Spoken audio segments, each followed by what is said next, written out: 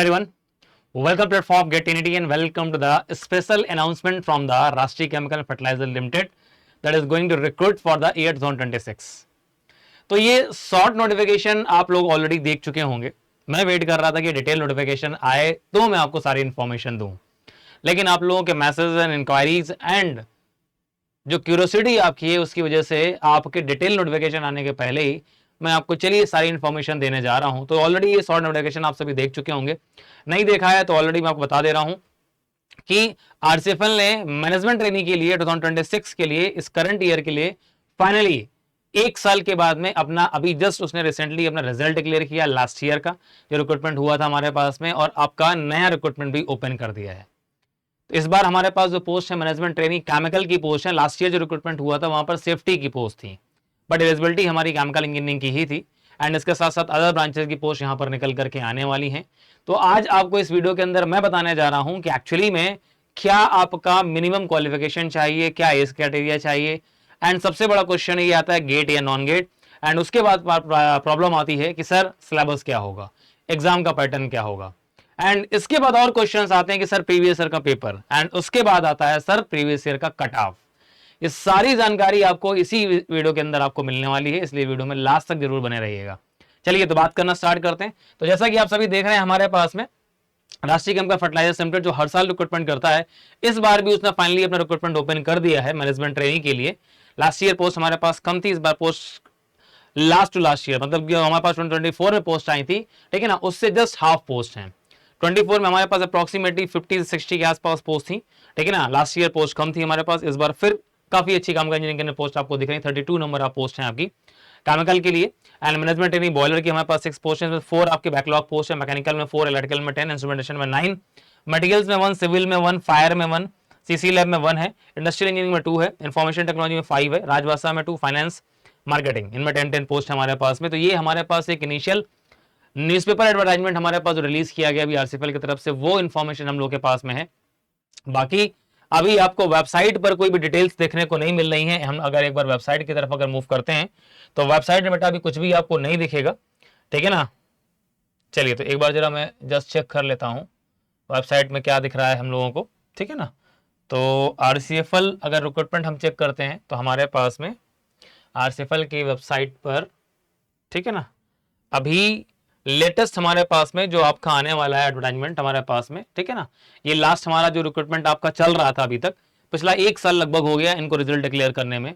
पिछली बार के रिटर्न के अंदर काफ़ी कॉन्स्पिरेसी भी हुई थी, ठीक है, पेपर के पैटर्न को लेकर के, क्वेश्चंस को लेकर के काफ़ी सारी चीज़ें हाइक की गई थी. तो अभी यहाँ पर हमारे पास में क्या है कि आपका फाइनली उन्होंने अब रिजल्ट डिक्लेयर करना स्टार्ट कर दिया. मैनेजमेंट ट्रेनिंग की जो लास्ट ईयर हमारा एग्जाम हुआ था 27 जुलाई को, उसके रिजल्ट आना स्टार्ट हो चुके हैं. ये मटेरियल का हमारे पास जो रिजल्ट आया, ठीक है ना. फिर केमिकल के लिए भी हमारे पास रिजल्ट अभी इन्होंने डिक्लेयर किया, इंटरव्यू का नेक्स्ट राउंड जो हमारा इंटरव्यू का होना उसके लिए, ठीक है. इतने सारे बच्चों का हमारे पास, तो अभी ये पुराना चीज़ें आपको दिख रही हैं.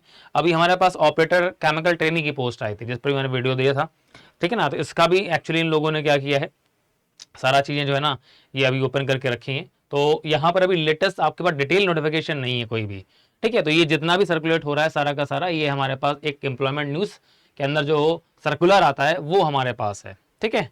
अब यहाँ पर क्वेश्चन ये आ रहा है कि सर एक्चुअली में अगर हमारे पास नोटिफिकेशन अगर आता भी है तो हमारे पास में एक्चुअली क्या होने वाला है. तो जस्ट मैं आपको एक जानकारी दे दे रहा हूँ कि एक्चुअली हमारे पास क्या एलिजिबिलिटी क्राइटेरिया होगा, ठीक है ना. जो नंबर ऑफ पोस्ट निकल करके आई हैं तो इनके लिए एलिजिबिलिटी क्राइटेरिया क्या होगा. तो जो हमारे पास में केमिकल की जो पोस्ट आई है हमारे पास में, उसके अंदर में 4 ईयर्स हमारे पास में रेगुलर आपके पास में केमिकल इंजीनियरिंग का, पेट्रोकेमिकल का या केमिकल टेक्नोलॉजी का डिग्री अगर आपके पास में है तो आप इस फॉर्म को भर पाएंगे.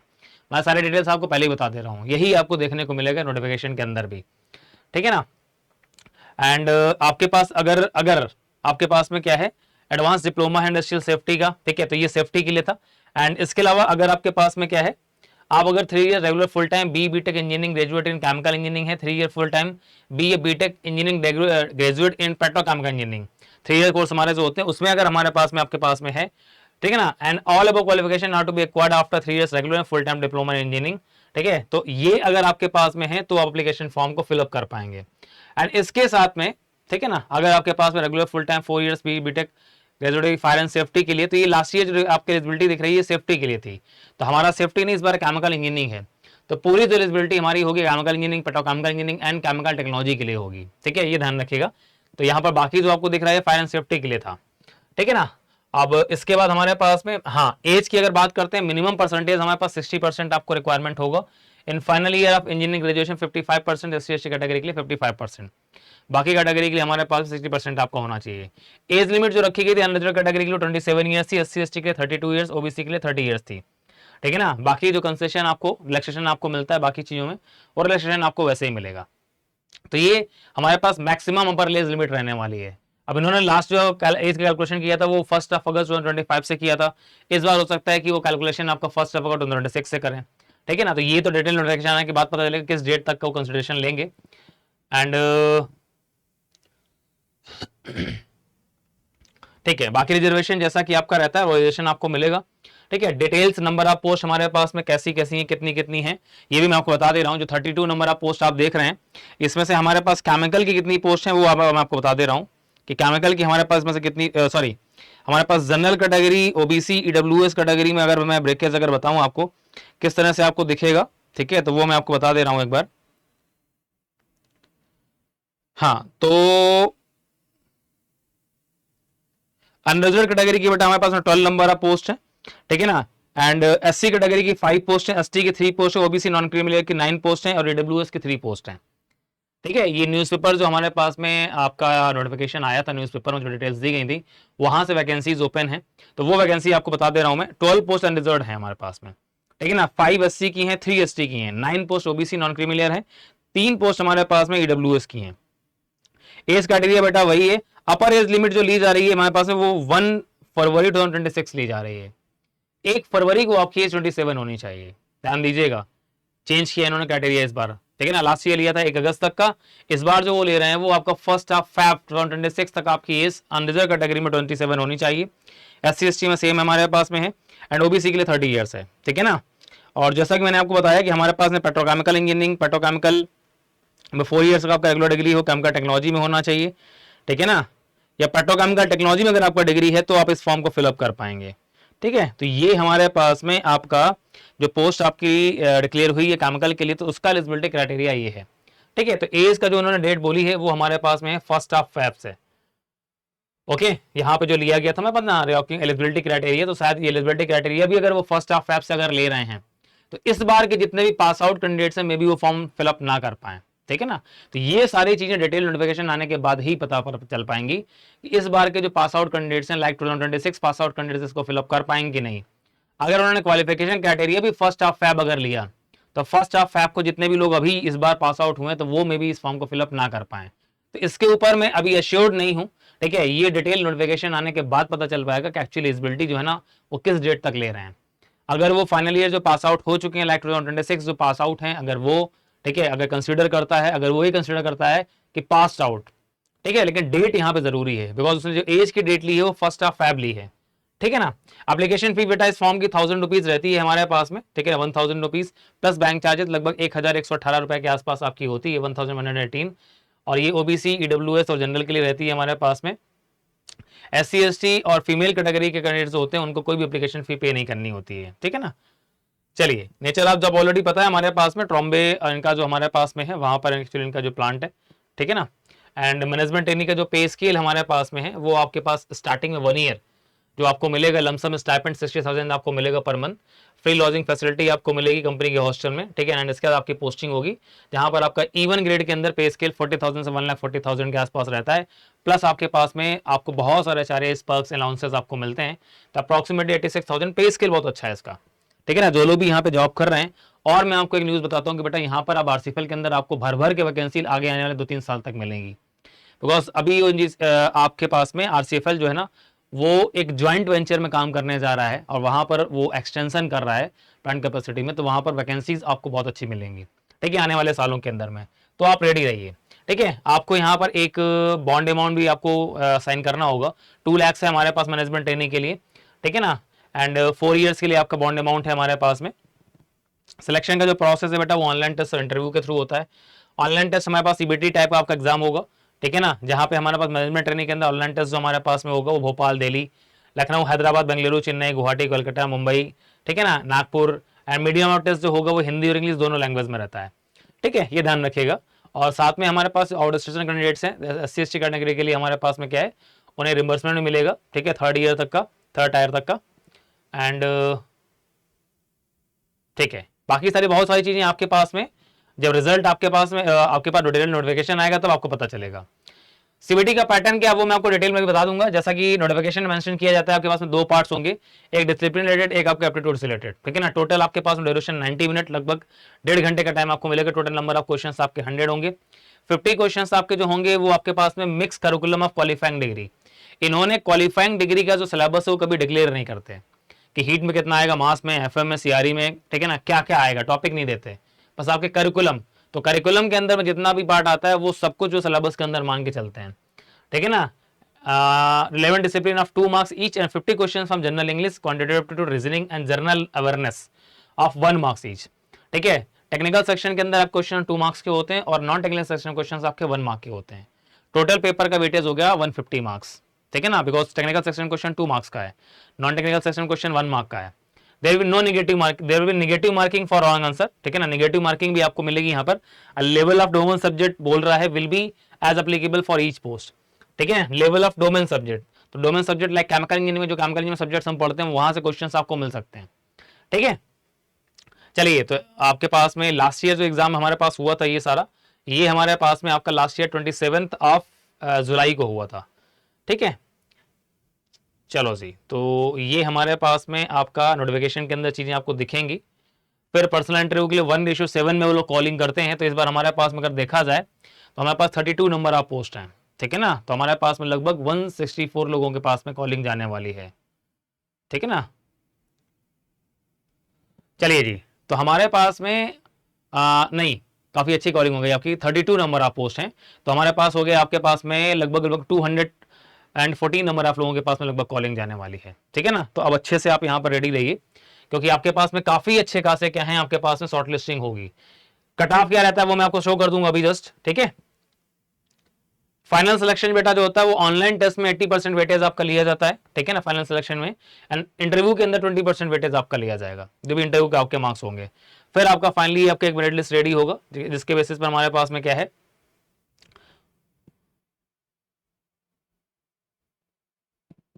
चलिए, तो ये सारी चीजें आपको बाद में पता चलेंगी, ठीक है, डिटेल नोटिफिकेशन आने के बाद कि आपका डेट वो जो है ना रखने वाले हैं वो आपके पास में कब रहेगा, ठीक है। तो ये तो बात हो गई नोटिफिकेशन के बारे में। अब बात करते हैं हमारे पास में कि आपका जो एग्जाम का पैटर्न है वो क्या रहता है। तो वो मैं आपको एक बार शो कर दे रहा हूं, ठीक है, कि एग्जाम का पैटर्न आपका क्या रहता है। जो एग्जाम का पैटर्न मैं आपको शो कर रहा हूं यही पैटर्न आपको वहां पर दिखेगा, ठीक है। जो 50 क्वेश्चन आपसे बोलेंगे नॉन टेक्निकल सेक्शन के, 50 क्वेश्चन आपके जो हैं वो टेक्निकल सेक्शन के हैं। तो 50 क्वेश्चंस में general English, aptitude, reasoning ability and general awareness, इन सभी के मिला करके टोटल आपके पास में जो क्वेश्चंस हैं वो 50 क्वेश्चंस हैं। 15 एंड 50 कितने हो गए, 30, 30 plus 20, 50 questions. And professional knowledge के 50 क्वेश्चंस। प्रोफेशनल नॉलेज के अंदर में आपके क्वेश्चन जो है वो 2 मार्क्स के हैं, एंड नॉन टेक्निकल सेक्शन के अंदर क्वेश्चन आपके 1 मार्क के हैं। इस तरह के क्वेश्चन का डिस्ट्रीब्यूशन आपका रहने वाला है, ये डिटेल्स मैं आपको बता दे रहा हूँ। इंग्लिश के 15 क्वेश्चंस होंगे, एप्टीट्यूड के 15 क्वेश्चंस होंगे, और रीजनिंग एंड जनरल अवेयरनेस के आपके 10 एंड 10 क्वेश्चंस आपको मिलेंगे, टोटल 20 क्वेश्चंस। ये 45 मिनट्स एंड ये 45 मिनट्स, टोटल आपके पास में 90 मिनट का टाइम आपको मिलेगा, ठीक है ना। 100 आपके पास क्वेश्चंस, 150 मिनट 150 आपके पास टोटल मार्किंग होगी, ठीक है ना। और यहाँ पर 1/4 आपकी जो है वो आपकी नेगेटिव मार्किंग होती है, 1/4 आपकी नेगेटिव मार्किंग रहने वाली है, ठीक है।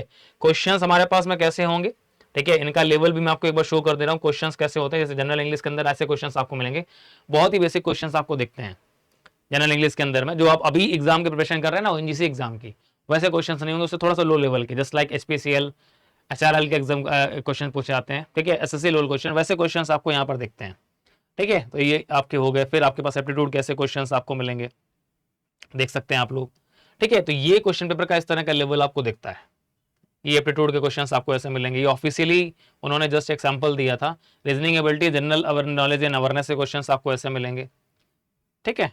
तो क्वेश्चन आपको ये है कि आपको ठीक ठाक क्वेश्चन मिलेंगे, बिल्कुल इजी नहीं मिलेंगे, ठीक है, मॉडरेट लेवल जो क्वेश्चंस होते हैं वैसे आपको मिलेंगे, ठीक है। ऐसे क्वेश्चन जनरल अवेयरनेस के आपको मिलेंगे, आपको जो देख रहे हैं, ठीक है। एंड प्रोफेशनल नॉलेज के अंदर में साफ साफ है, questions in the test is based on the area of specialisation. ये यहाँ पे डिक्लेयर नहीं करते कोई भी सिलेबस के, सिलेबस आपका क्या रहेगा, ठीक है। तो एरिया ऑफ स्पेशलाइजेशन के अंदर पूरा केमिकल इंजीनियरिंग, पूरा मैकेनिकल, जो भी आपका डोमेन है उस डोमेन से पूरा क्वेश्चन आपको देखने को मिलेगा। अब बात करते हैं कट ऑफ की। तो ये मैं सबसे पहले कट ऑफ आपका शो कर रहा हूँ 2023 के अंदर। 2023 के अंदर मैनेजमेंट ट्रेनिंग की जो पोस्ट केमिकल की आई थी, वहां पर हमारे पास जो कट ऑफ गया था बेटा, ठीक है, कैटेगरी वाइज मैं आपको शो कर दे रहा हूँ। एससी कैटेगरी में आउट ऑफ 150, ठीक है, टोटल मार्किंग कितनी है 150 मार्क्स। 150 मार्क्स में से जो कट ऑफ था 69.25 था, एसटी में 63 था, ओबीसी में 74 मार्क्स था, ईडब्ल्यूएस में 65.5 था। ये कट ऑफ इतना लो क्यों? Because of negative marking. And unreserved category में 79.75 ये कट ऑफ मार्क्स था आपका 2023 में, ठीक है। लास्ट ईयर 2025 को तो अभी पता नहीं है मेरे को, उसका भी मैं आपको बहुत जल्द बता दूंगा। फिर हमारे पास 2024 की अगर मैं बात करता हूँ, 24 के अंदर जो हमारे पास कट ऑफ था बेटा, ठीक है, 2024 जहां पर हमारे पास में काफी नंबर ऑफ पोस्ट निकल करके आई थी। एमटी केमिकल की अगर मैं बात करूं तो वहां पर जो बेटा हमारे पास कट ऑफ था अनरिजर्व का 78, यहाँ पे 78 और यहाँ पे 79.75 लगभग कट ऑफ का देखा जाए तो 1.75 मार्क्स का डिफरेंस है। ये बोल सकते हैं कि 77 से 80 मार्क्स के आसपास आपका अनरिजर्व कैटेगरी का कट ऑफ रहता है। इस बार लेकिन 2025 में जो पेपर का लेवल आया था थोड़ा सा अलग आया था, उस पर मैं अभी बात करता हूं, ठीक है। तो 78, ईडब्ल्यूएस का 59.75, एससी का हमारे पास में 61, एसटी का 42.5, ओबीसी का हमारे पास में 65 मार्क्स, ठीक है। ये हमारे पास कट ऑफ गया था आपका लास्ट 2024 का कट ऑफ।